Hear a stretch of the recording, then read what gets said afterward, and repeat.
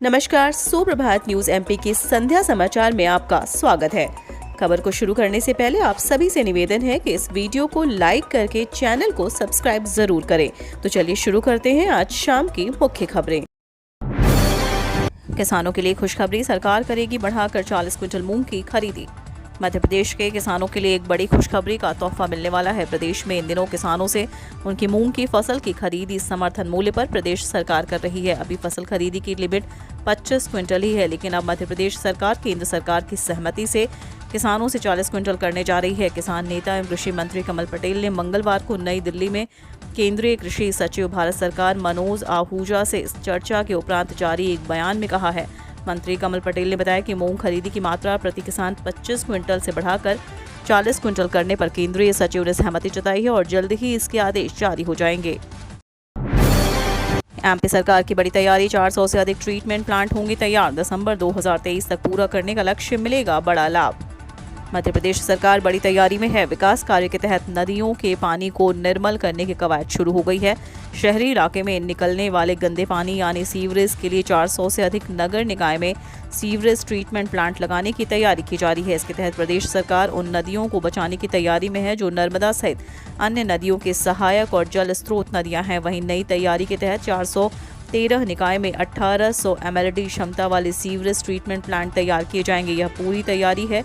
मध्य प्रदेश में नदियों के पानी को स्वच्छ और निर्मल करने के लिए सरकार ने प्राथमिकता के आधार पर निकाय के मल जल को शुद्ध करने के लिए ट्रीटमेंट प्लांट पर काम करना शुरू कर दिया है। वहीं दिसंबर 2023 तक इसे पूरा करने का लक्ष्य रखा गया है।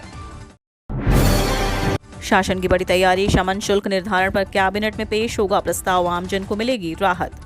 मध्य प्रदेश में यातायात और सड़क सुरक्षा पर शमन शुल्क के निर्धारण के लिए समिति का गठन किया गया। इसकी बैठक में शमन शुल्क को कम करने की तैयारी की जा रही है। इसके लिए प्रस्ताव तैयार होंगे जिसे परिवहन विभाग द्वारा कैबिनेट में रखा जाएगा।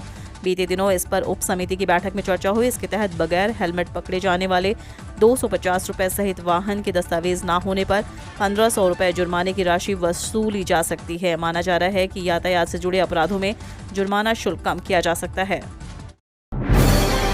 मध्य प्रदेश हाईकोर्ट ने कहा, ऑनलाइन गैम्बलिंग निरोधी कानून बनाने के लिए 3 माह में ठोस कदम उठाएं।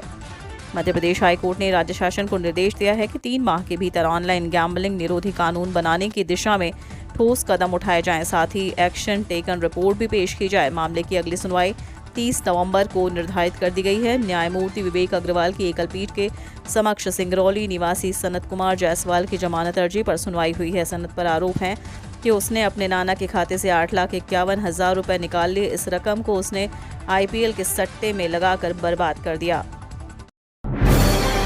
इंदौर के 10 बिजली जोनों में सितंबर से पेपरलेस बिल। पश्चिम क्षेत्र विद्युत वितरण कंपनी ने एक बार फिर घर घर बिल बांटना बंद करने के लिए तैयारी शुरू कर दी है।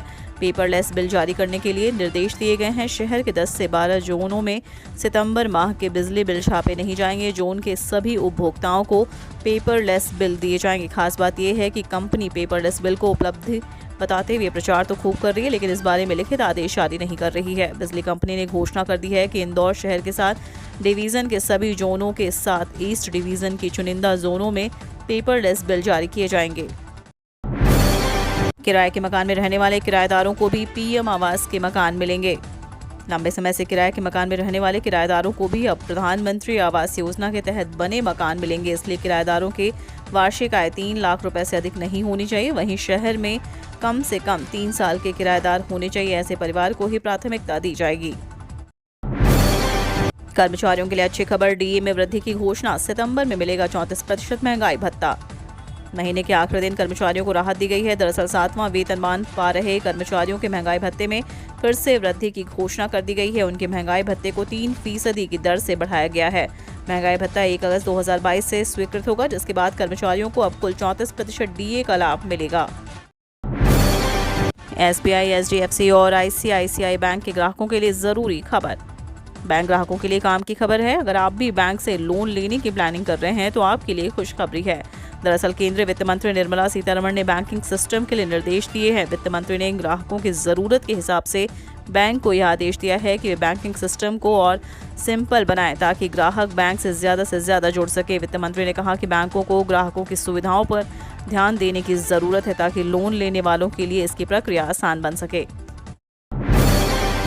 श्रावण में शुरू की ओमकारेश्वर ट्रेन को नहीं मिल रहे यात्री, 1 सितंबर से होगी बंद। जुलाई माह में ओमकारेश्वर जाने वाले यात्रियों के लिए रेलवे द्वारा शुरू की गई स्पेशल ट्रेन को रेलवे 1 सितंबर से बंद करने जा रहा है। दरअसल इस ट्रेन में यात्रियों की कमी हो गई है, यात्री ट्रेन में सफर नहीं कर रहे हैं। वहीं इसी रूट पर कालाकुंड के लिए चलाई जा रही हेरिटेज ट्रेन में शनिवार और रविवार को जमकर वेटिंग होने के कारण अतिरिक्त कोच लगाना पड़ रहा है। किसानों के लिए नए ट्रांसफार्मर मात्र 2 घंटे में उपलब्ध हो जाएंगे। प्रदेश के ऊर्जा मंत्री प्रद्युम्न सिंह तोमर के निर्देशानुसार बिजली कंपनी किसानों की हर संभव मदद कर रही है। 1 माह बाद प्रारंभ होने वाली रबी सीजन की भी बिजली कंपनी ने प्रभावी तैयारी कर मालवा निमाड़ के सभी 15 जिलों की सिंचाई व्यवस्था के लिए 12,000 ट्रांसफार्मरों का अग्रिम स्टॉक रखा है। पात्रता अनुसार मात्र 2 घंटे में ट्रांसफार्मर जारी कर दिए जाएंगे ताकि रबी का सिंचाई का कार्य प्रभावित ना हो। मध्य प्रदेश पश्चिम क्षेत्र विद्युत वितरण कंपनी ने प्रबंधक निदेशक अमित तोमर ने बताया कि क्षेत्र के सभी जिलों में ट्रांसफार्मरों की उपलब्धता सुनिश्चित की गई है। ट्रांसफार्मर में खराबी आने की सूचना के बाद जल्द ही इन्हें बदला जाएगा।